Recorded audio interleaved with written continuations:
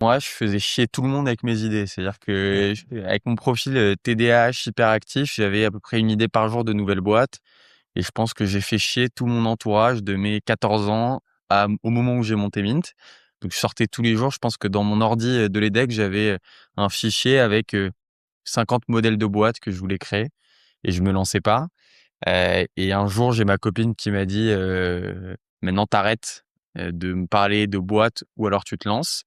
Et j'ai à ce moment-là mon beau-père Rod qui m'a dit écoute, on se lance.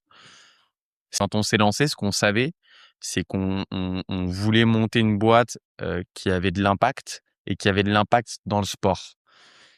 Sport et le deuxième pan, c'était la seconde main. Ok. Pourquoi? Parce que moi, très grand consommateur de seconde main, de Vinted, Back Market, Aramis Auto, notre modèle. Ouais. Et évidemment, des grands sportifs dans la famille. Ma mère était sportive de haut niveau, Rod était sportif de haut niveau, mes parents ont toujours bossé dans le sport.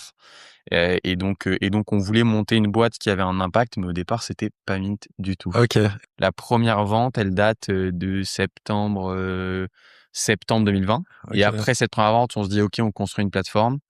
On construit une plateforme sur laquelle on va pouvoir faire plus de volume et on a un vrai lancement officiel commercial plutôt en avril. De l'année d'après. Ouais. Et donc, ça a mis du temps à se créer, du temps à se lancer. Mais nous, à l'époque, on touchait pas les vélos. Donc là, on est dans l'atelier, mais à l'époque, on mettait en relation. Mm. Donc, on devait avoir des comptes vendeurs, des trucs, des bidules. On a mis beaucoup de temps. On s'est lancé la première semaine, on a fait 100 000 euros de chiffre. Ok. La première semaine. Ouais, Waouh. En avril, du coup, c'est ça? ouais, en Et, avril et, 2021. et comment, du coup, vous faites votre job? Alors, on fait très simple, très bête, très méchant. On s'inspire de ce que les autres ont fait très bien. Donc, on s'inspire, par exemple, de la stratégie d'Airbnb.